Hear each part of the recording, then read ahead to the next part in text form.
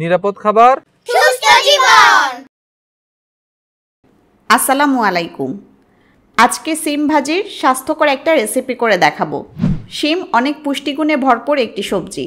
এই সবজিটা স্বাস্থ্যকর প্রসেসে কিভাবে ভাজি করবেন আজকে সেটাই দেখাবো। একদম সিম্পল প্রসেস, ছোট বড় সকলের নিয়মিত শিম ভাজি খাওয়া প্রয়োজন। চলুন স্বাস্থ্যকর প্রসেসে ভাজি করার রেসিপিটা দেখিয়ে দিই। চুলা মিডিয়াম আঁচে জ্বালিয়ে একটা প্যান বসিয়ে দিয়েছি। প্যান গরম হলে দিচ্ছি তেল। 5-6 টেবিল চামচ অলিভ অয়েল দিলাম। অলিভ অয়েল দিলে ভাজিটা শতভাগ স্বাস্থ্যকর হবে। আপনারা চাইলে সয়াবিন তেলও দিতে পারেন।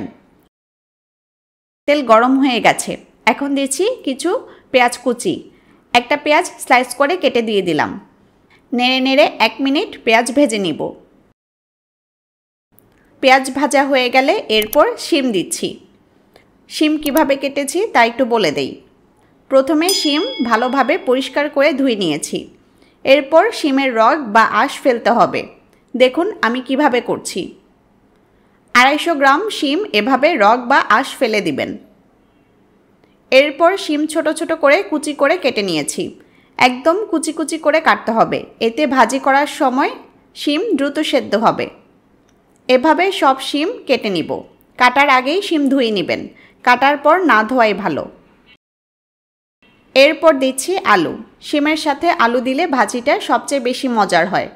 আলু একদম চিকন চিকন করে শিমের মতো কেটে নিয়েছি, যাতে সহজেই সেদ্ধ হয়।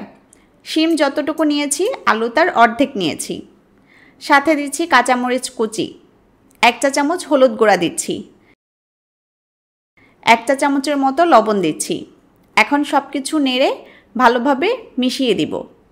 শিম খেলে অনেক উপকার। শিম চুল পড়া কমায়। শিমে ক্যালোরির পরিমাণ খুবই কম থাকে, তবে এতে থাকা protein, fibre, vitamin C, zinc ও মিনারেল শরীরের জন্য বেশ উপকারী। তাই শিম খেলে একদিকে যেমন ওজন বৃদ্ধির ভয় নেই, অন্যদিকে শরীরও থাকবে সুস্থ। নিয়মিত শিম খেলে ত্বকের উজ্জ্বলতা বাড়ে। এছাড়া কোষ্ঠকাঠিন্য দূর হয় ও রোগ প্রতিরোধ ক্ষমতা বাড়ানো সহ অনেক উপকারিতা রয়েছে। সব কিছু ভালোভাবে নেড়ে মিশিয়ে দিয়েছি। এবার ঢাকনা দিয়ে রান্না করব। এই সময় চুলা মিডিয়াম থেকে কিছুটা কমিয়ে দিতে হবে।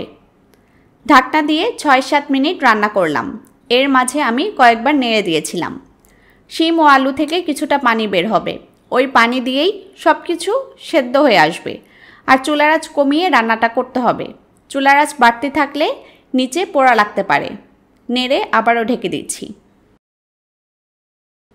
আরও 5-6 মিনিট পর ঢাকনা তুলে নিচ্ছি। আমাদের রান্না প্রায় শেষ। আমি চেক করেছি, শিম ও আলু সেদ্ধ হয়ে গেছে। এখন চুলা অফ করে দিব। দেখলেন কত সহজ একটা রেসিপি। শিম ভাজি আমার অনেক পছন্দ।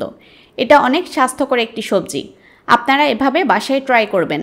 নিয়মিত শিম খেলে অনেক উপকার। এরকম অনেক রেসিপি আমার চ্যানেলে আছে, ঘুরে দেখতে পারেন। সবাই ভালো থাকুন, সুস্থ থাকুন। আল্লাহ হাফেজ।